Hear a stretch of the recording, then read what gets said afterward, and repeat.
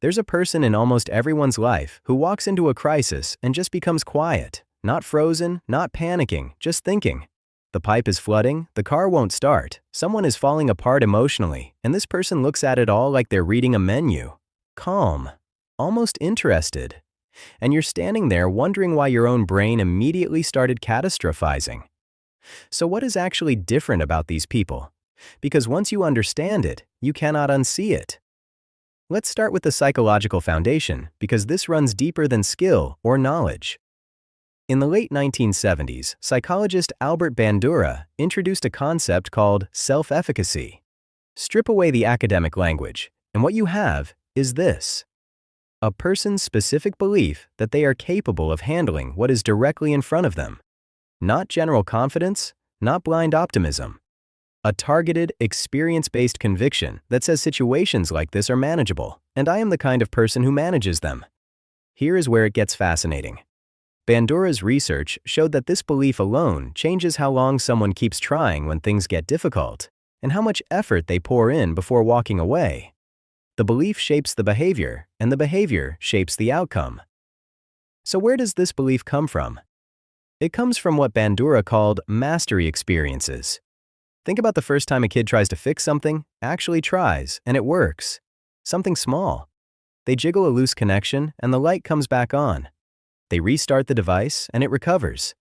They hold pressure on a wound, and the bleeding stops. That moment quietly rewrites something in how they see themselves in relation to problems. The world becomes something they can reach into and influence rather than something that just crashes down on them without warning. Every small win after that adds another layer to that self-image. So by the time they're adults, when something breaks, their nervous system doesn't sound an alarm.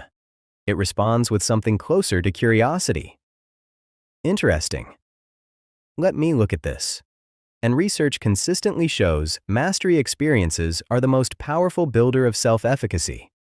Not being praised, not watching others, actually doing it yourself. Now layer in something called locus of control. Psychologist Julian Rotter spent years studying this. People with a strong internal locus of control believe their own effort and decisions genuinely shape outcomes. They are not fatalists.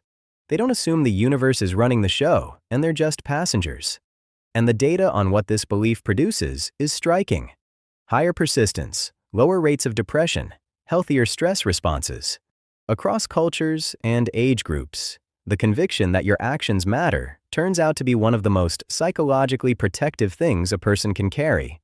Most of these people were not born this way. The internal locus developed through specific moments, often in childhood, where someone gave them agency. A parent who said figure it out instead of doing it for them. Or a parent who simply wasn't around, so the kid figured it out alone out of necessity. Both paths lead to the same destination. Here's the part that surprises people, because from the outside, fixers look certain.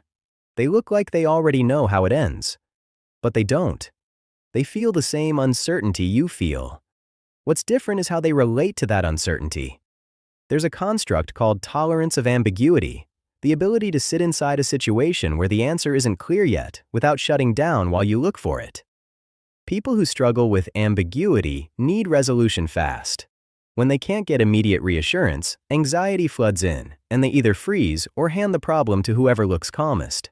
The fixer learned somewhere along the way to be comfortable in that uncomfortable space between broken and fixed. The not yet knowing doesn't feel like danger to them. It feels like a temporary state worth exploring. But here is something worth being honest about.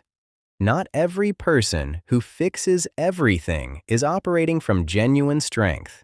Some people learned to be indispensable because somewhere in their history, helplessness was actually dangerous. The approval only came through the solution.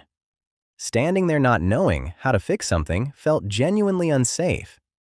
So the nervous system made a decision. I will never be caught without an answer again. That's a coping mechanism. A very capable-looking one, but still a coping mechanism.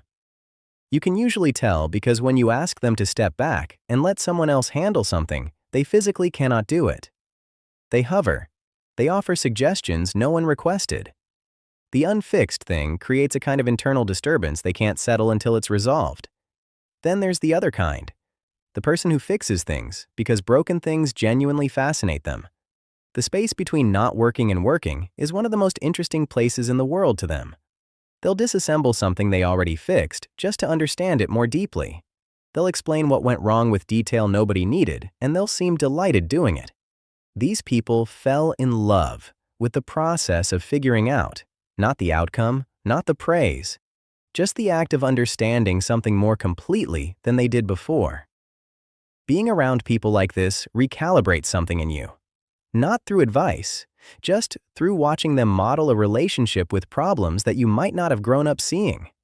That not knowing is a starting point, not a verdict. That broken is not permanent. That you can put your hands on a situation and actually move it. Maybe you're watching this and recognizing yourself in the description of the fixer. Or maybe you're on the other end, and the idea of calmly approaching a crisis feels genuinely foreign to your nervous system. If it's the second one, that is not a character flaw. It's a history. It's a set of experiences that taught you problems are things that happen to you, not things you happen to. And the reason that matters is because Bandura's entire argument is that self-efficacy is not fixed. It builds through experience, through small wins, through moments where you tried something and it moved, even slightly. You made the call. You tightened the thing. You didn't wait for someone else to arrive and rescue you. That's the actual starting point, not a personality overhaul, just the next small moment of showing yourself you can.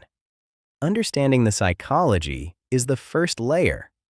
The harder layer is building the actual muscle through consistent follow-through, not through motivation or willpower, but through structure that keeps you moving even when the inside alone isn't enough.